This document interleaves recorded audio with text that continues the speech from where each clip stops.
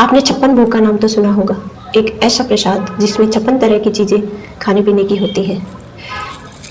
क्या आप जानते हैं ये पहली बार कब बनाया गया था? कहा जाता है कि जब इंद्रदेव ब्रजवासियों से क्रोधित हो गए थे तो लगातार 7 दिनों तक भयंकर बारिश हो रही थी।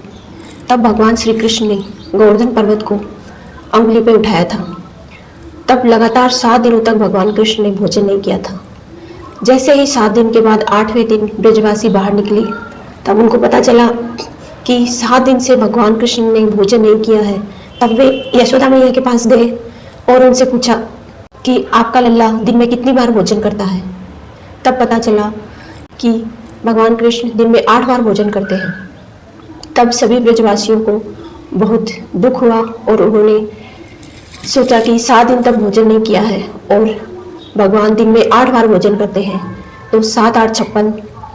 तब उन्होंने 56 प्रकार के व्यंजन बनाए और कृष्ण भगवान को खिलाए। तभी से 56 भोग की परंपरा चली आ रही है। क्या आप इस बारे में, इस रहस्य को पहले से जानते थे?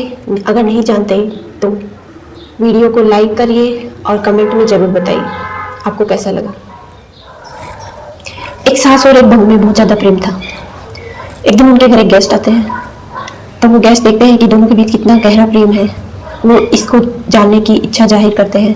तब वो महिला उनसे बताती है कि बेटियां जो होती हैं वो शक्कर होती हैं और बहुएं नमक। तब वो बात बहू सुन लेती है और बहू नाराज हो जाती है। कई दिनों तक बहू बात नहीं करती है, गुमसुम सी रहती है। तब वो सास समझ आती है कि कुछ ना कुछ गड़बड़ है। वो बहू को बुलाती है और पूछती है, बेटा तुम मुझसे नाराज है क्या? कई दिन हो गए।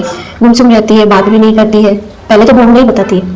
फिर जब सास बहुत ज़्यादा जोर देती है तब बोलती है बहू कि उस दिन जब हमारे घर मेहमान आए थे तब आपने अपनी बेटी को मीठा कहा और मुझे नमक, जबकि मैं आपके घर में 24 घंटे रहती हूँ। बेटी तो आपकी यहाँ रहती भी नहीं है, इतना भेदभाव क्यों?